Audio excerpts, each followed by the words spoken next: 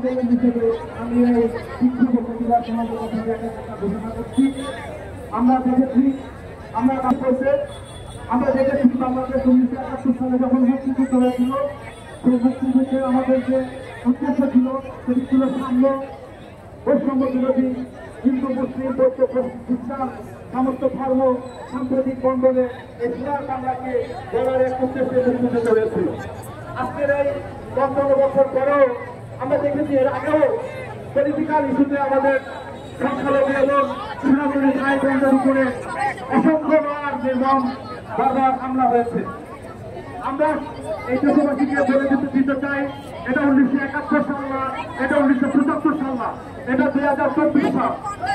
হিন্দু এবং সনাতনী ভাইরা ভোট উঠেছে এবং আমি চাই বাংলাদেশের সমস্ত সনাতনী ভাইয়েরা এইভাবে মাঠে থাকবে, এই সনাতনী দাবি দাবা না মানা পর্যন্ত সকলে মাঠে থাকবে।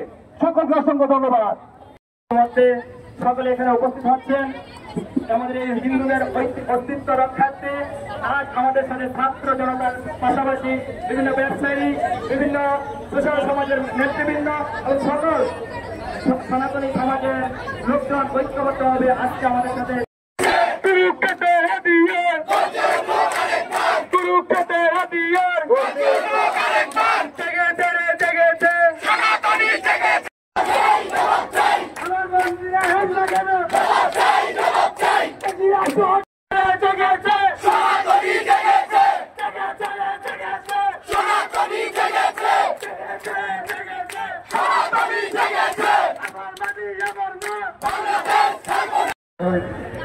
আমরা কেমন স্বাধীনতা দেশে আমরা স্বাধীন সেই ৭১ জনের যুদ্ধে আমাদের শুধু রোহিত জনতা শুধু প্রাণ দেননি, শঙ্কর প্রাণ দিয়েছিলেন, অনেক সনাতনী প্রাণ দিয়েছিলেন।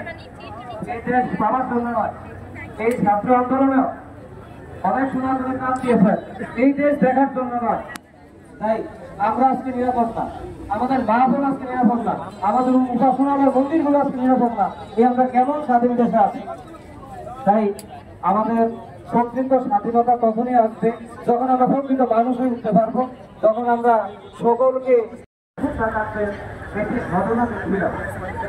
সেই ঘটনাটিতে একটি ঘরে ৩টি বাচ্চাকে এই করোনামুক্ত মানুষ বর্তনা করে আমার জীবন দশের সারথী আমাদের আন্দোলনগুলো শুরু করেছিল। তার পরবর্তীতে সাধারণ জনগণ যখন আন্দোলনের সাথে একত্রতা পোষণ করে তখন যে এই আন্দোলনগুলো সফল হয়।